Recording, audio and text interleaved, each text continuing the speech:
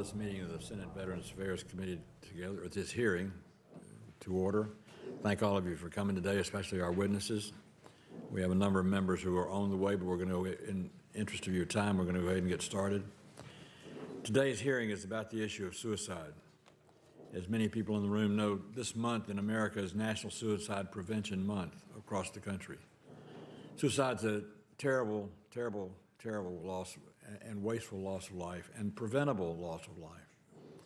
I think John will remember when we first came in as a committee 3 years ago, our first bill that we passed was the Clay Hunt Suicide Prevention Bill.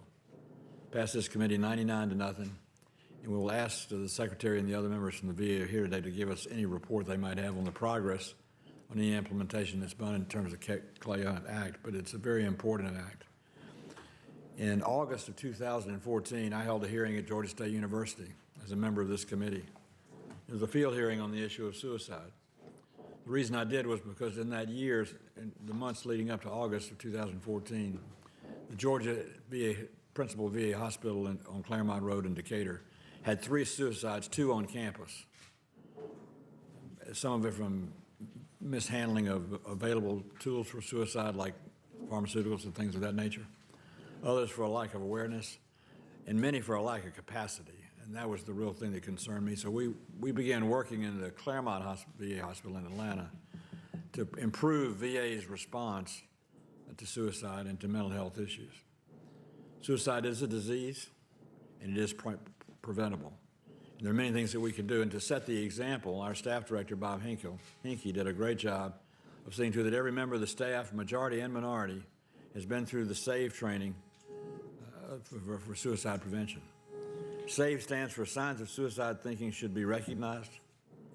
Ask the most important question of all, are you thinking about committing suicide? Which is a tough thing to address, but the key question to ask. Validate the veteran's experience and encourage treatment and expedite getting help. And I can tell you from what we learned in Atlanta and have learned in the VA, timing is everything, as it is in healthcare and most things. The golden hour we know about in healthcare, but when someone is contemplating suicide, it's not something you put off to an appointment on Wednesday or to another day. It's something you deal with immediately and you deal with quickly and you expedite the response to it. So I want to thank the staff for going through the training. And just like the Heimlich maneuver has saved many a life in a restaurant, when somebody was choking and somebody else knew how to apply that maneuver and they freed their air passages. Just like CPR has helped people who had untimely heart attacks, just like CPR has helped people who might be drowning or might have drowned and been brought back to life.